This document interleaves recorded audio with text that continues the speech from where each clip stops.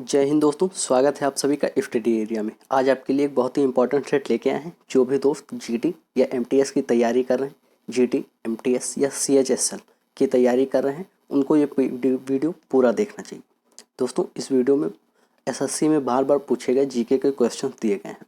तो दोस्तों, वीडियो को लास्ट तक देखिए। कुल 15 प्रश्न, तो वीडियो को लास्ट तक जरूर देखिए। चलिए दोस्तों, पहला क्वेश्चन है, किस देश को यूरोप का कॉकपिट कहा जाता है? किस देश को यूरोप का कॉकपिट कहा जाता है? बेल्जियम, स्विट्जरलैंड, नीदरलैंड या लम्सबर्ग? किसे कहा जाता है दोस्तों? साथ में आपको बनाते भी चलना है। कुल 15 प्रश्न, 15 में से आप कितना बना पाते हैं कमेंट जरूर स्कोर कीजिएगा। स्कोर को कमेंट कीजिएगा। क्या स्कोर आता है आपका? 15 में से कम आपका 10 सही होना चाहिए।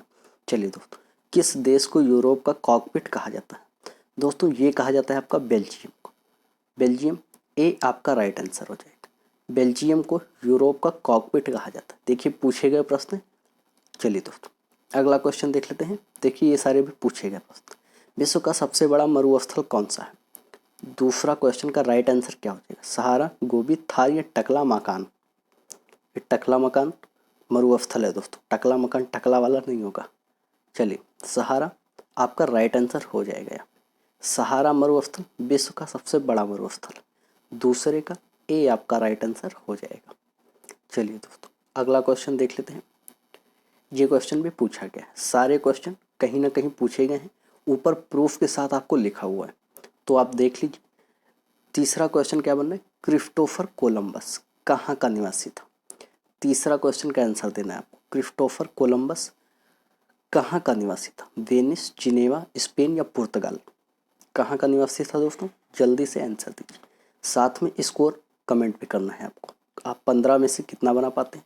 अगर आप 10 बना पाते हैं तो ज़रूर बताइएगा कि आपने 10 बनाया है। क्रिस्टोफर कोलंबस दोस्तों आपका स्पेन का निवासी था। सी यहाँ पे आपका राइट आंसर हो जाए। पुर्तगाल का निवासी कौन था? तो जिसने भारत की खोज की थी। भारत की खोज किसने की थी? एक बार कमेंट करके ज़रूर बताइए। मुझे लगता है जो भी एसएससी की तैयारी कर रहा है उसको ये तो पता ही होगा, जीडी या एमटीएस। चलिए दोस्तों, अगला क्वेश्चन देख लेते हैं।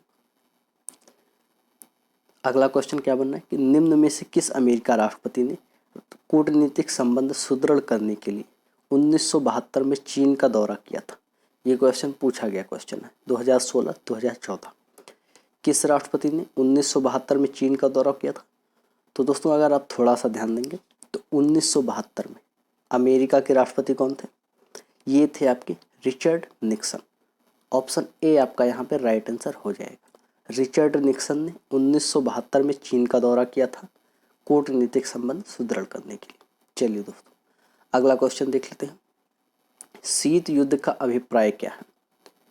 शीत युद्ध का क्या अभिप्राय है? क्वेश्चन पूरा देख लेते हैं। शीत युद्ध का क्या अभिप्राय है? पूर्व एवं पश्चिम के बीच तनाव, पूंजीवादी और साम्यवादी दुनिया के बीच वैचारिक दुश्मनी, या महाशक्तियों के बीच तनाव, या उपर्युक्त सभी? क्या हो जाएगा दोस्तों? दोस्तों, इसका जो राइट आंसर है, शीत युद्ध का अभिप्राय है पूर्व एवं पश्चिम के बीच तनाव। ए आपका राइट आंसर हो जाएगा, पूर्व एवं पश्चिम के बीच तनाव। चलिए दोस्तों, अगला क्वेश्चन है, भारतीय नागरिकता निम्नलिखित में से किन तरीकों से प्राप्त की जा सकती है?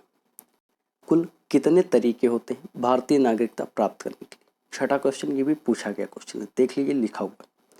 कितने तरीके दोस्तों? 3, 4, 5 या 6? कितने हो जाएंगे दोस्तों? छठे का आपका जो आंसर हो जाएगा सी। कुल 5 तरीके हैं जिनसे भारतीय नागरिकता प्राप्त की जा सकती है। और ये भी क्वेश्चन पूछा गया कि भारतीय नागरिकता कौन देता है? तो संसद और राष्ट्रपति। संसद और राष्ट्रपति भारतीय नागरिकता प्रदान करते हैं। चलिए दोस्तों, अगला क्वेश्चन देख लेते हैं। किस अधिनियम ने, 7वां क्वेश्चन क्या बनना है? किस अधिनियम ने धर्म, नस्ल एवं राष्ट्रीय मूल के आधार पर भेदभाव को निषेध कर दिया था? 7वें का आंसर क्या हो जाएगा? किस अधिनियम ने? दोस्तों, किस अधिनियम ने? नागरिक अधिनियम, अधिकार अधिनियम, नागरिक अधिकार अधिनियम, या इनमें से कोई नहीं? 7वें का आंसर क्या हो जाएगा दोस्तों? 7वें का आपका जो आंसर हो जाएगा ए, नागरिक अधिनियम। सिविल एक्ट के तहत धर्म, नस्ल एवं राष्ट्रीय मूल के आधार पर भेदभाव को निषेध कर दिया गया था। चलिए दोस्तों, अगला क्वेश्चन देख लेते हैं। यह भी पूछा गया क्वेश्चन है, निम्नलिखित में से कौन सा एक मौलिक अधिकार नहीं है? निम्नलिखित में से कौन सा एक मौलिक अधिकार नहीं है? शिक्षा का अधिकार, संपत्ति का अधिकार, स्वतंत्रता का अधिकार या शोषण के विरुद्ध अधिकार। दोस्तों शिक्षा का अधिकार या स्वतंत्रता का अधिकार देख लीजिए दोस्तों, शिक्षा का अधिकार हमारा मौलिक अधिकार है बहुत पहले से ही, स्वतंत्रता का अधिकार भी मौलिक अधिकार है और शोषण के विरुद्ध अधिकार भी है। पर संपत्ति का अधिकार हटा दिया गया है। संपत्ति का अधिकार पहले एक मौलिक अधिकार था पर अब उसे मौलिक अधिकार की श्रेणी से हटा दिया गया। तो संपत्ति का अधिकार आपका मौलिक अधिकार नहीं है, ऑप्शन बी यहाँ पे राइट हो जाएगा। चलिए दोस्तों अगला क्वेश्चन देख लेते हैं। निम्नलिखित में से पृथ्वी में से कौन सा खगोलीय पिंड की दूरी सबसे अधिक है? पृथ्वी से किस खगोलीय पिंड की दूरी सबसे अधिक है? पृथ्वी से शनि, यूरेनस, नेपट्टून या प्लूटो। चारों में से आंसर क्या बन जाएंगे आपका? नवी का आंसर पृथ्वी से सबसे ज़्यादा खगोलीय पिंड जो सबसे ज़्यादा दूर है वो है आपका प्लूटो। डी आपका राइट आंसर हो जाएगा नवी के लिए। क्या हो जाएगा? डी, प्लूटो सबसे दूर है और प्लूटो को अब ग्रह की श्रेणी से हटा दिया गया है दोस्तों, यानी कि प्लूटो कोई ग्रह नहीं है बल्कि केवल एक खगोलीय पिंड है। चलिए दोस्तों सूर्य के बाद पृथ्वी से सबसे नज़दीक तारा कौन सा है? सूर्य के बाद देखिए सूर्य भी एक तारा है। एक बार क्वेश्चन ये भी पूछा गया था कि इनमें से कौन सा ऐसा तारा है जिसे पहले के प्राचीन लोग ग्रह मानते थे, तो उसका आंसर सूर्य ही था। सूर्य क्योंकि एक तारा है, सूर्य ग्रह नहीं है, ग्रह नहीं है दोस्तों, सूर्य एक तारा है। तो सूर्य के बाद पृथ्वी से सबसे नज़दीक तारा कौन सा है दोस्तों? ये है आपका Proxima Centauri. Proxima Centauri option C यहाँ पे आपका राइट आंसर जा रहा है। प्रोक्सिमा सेंचुरी सूर्य के बाद पृथ्वी से सबसे नज़दीक तारा। चलिए दोस्तों अगला क्वेश्चन देख लेते हैं।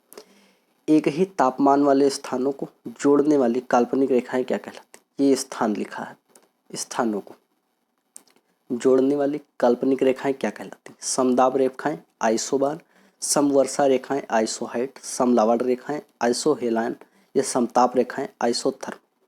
क्या हो जाएगा दोस्तों? 11वें का आंसर। दोस्तों एक ही तापमान वाले स्थानों को जोड़ने वाली काल्पनिक रेखाएं समताप रेखाएं या आइसोथर्म कहलाती हैं। ऑप्शन डी आपका यहाँ पे राइट आंसर जा रहा है, समताप रेखाएं। चलिए दोस्तों अगला क्वेश्चन देख लेते हैं। अगला क्वेश्चन क्या बनना है? 12वां। कुल 15 प्रश्न है तो वीडियो को लास्ट तक जरूर देखिए। निम्नलिखित नदियों में से कौन सी नदी गंगा की सहायक नदी? ये नदियों लिखा हुआ है दोस्तों, जब मैं टाइप करता हूँ तो उसके बाद की हिंदी में पीडीएफ बनने में थोड़ा दिक्कत हो जाती है। तो ये पूरा टाइप करके लिखा है तो बाद में जो हिंदी में कन्वर्ट होता है तो नदी थोड़ा सा दिक्कत हो जाती है। निम्नलिखित नदियों में से कौन सी गंगा की सहायक नदी नहीं है?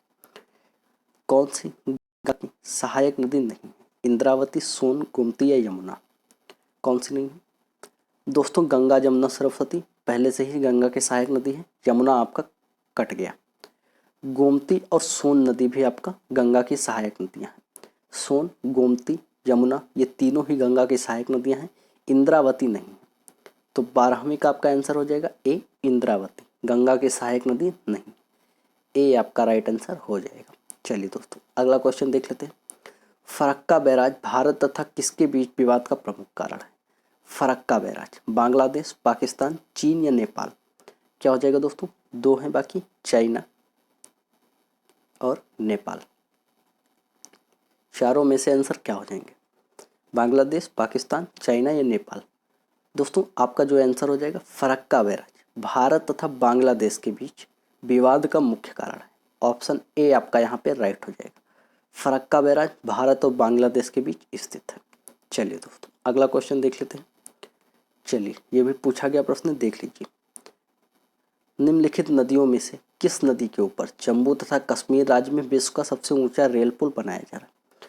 दोस्तों इसके लिए ये एक करंट का भी क्वेश्चन है दोस्तों। जम्मू कश्मीर में चिनाब नदी के ऊपर विश्व का सबसे ऊंचा रेल पुल बनाया जा रहा है और अगर हाल ही में इस रेल पुल के अर्क का निर्माण कार्य पूरा हो गया है।